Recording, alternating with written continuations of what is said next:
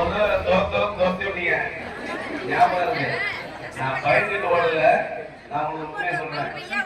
இருமா, அதாவது என்னன்னா, என்னை பத்தி உங்களுக்கு நல்லா தெரியும்.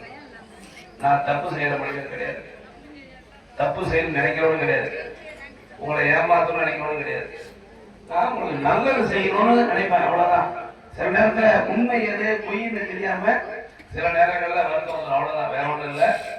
அதனால புல்லூருங்கிறது வேற ஒண்ணும் இல்லை. உங்க ஊரு காடு எங்க காடு எல்லாம் ஒன்னாதான் இருக்கு.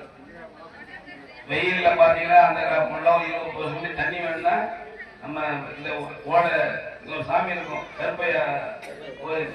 இந்த கருப்பை கோயில் அப்பெல்லாம் இழுப்ப மரம், ஒரு மரம். ஆமா, நான் பார்த்து அந்த இழுப்ப மரத்துல வந்து தான் தண்ணி குடிச்சிட்டு போவோம் சின்ன பிள்ளையா இருக்கும்போது. ஆடு மாடு மேய்க்கிறா கூட இங்கதான் வந்து மேய்ப்பாங்க எல்லாரும்.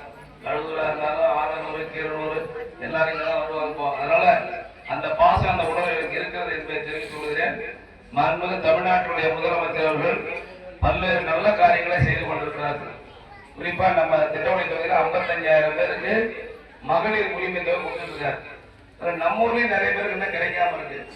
அது கிடைக்காதவங்க மனு வாங்கியிருக்கோம். டிசம்பர் மாசத்துக்கு பிறகு கொடுப்பதாக நம்முடைய துணை முதலமைச்சர் உதயநிதி ஸ்டாலின் சொல்லியிருக்காரு.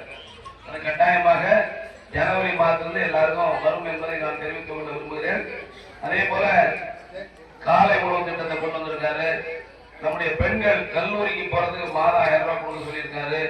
நம்முடைய தம்பிகள் கல்லூரிக்கு படிக்க போறதுக்கு மாசம் 1000 ரூபாய் கொடுக்க சொல்லியிருக்காரு. நம்ம ஊர்ல நடக்க முடியாதவங்க, கால் இல்லாதவங்க, வயசானவங்களுக்கு வீட்டுக்கே கொண்டு போய் அரிசி சர்க்கரை இந்த பொருள்லாம் கொடுக்க சொல்லி உத்தரவு போட்டிருக்காரு. இப்படி நல்ல காரியங்களை நம்முடைய முதலமைச்சர் செய்து கொண்டிருக்கிறார். உங்களுடைய ஒரே ஒரு முக்கியமான கோரிக்கை, இந்த ரோடு வேப்பூர் போடணுங்க தான் எல்லாருடைய கோரிக்கையாக இருக்கு. விரைவில் எவ்வளவு சீக்கிரம் போட முடியுமோ அடுத்த முறை நான் இங்க வரும்போது அந்த கட்டாயமாக அந்த சாலையை போட்டுவிட்டு வருவேன் என்பதை நேரத்தில் மகிழ்ச்சியோடு தெரிவித்துக் கொண்டு உங்கள் அனைவருக்கும் நன்றி, வணக்கம்.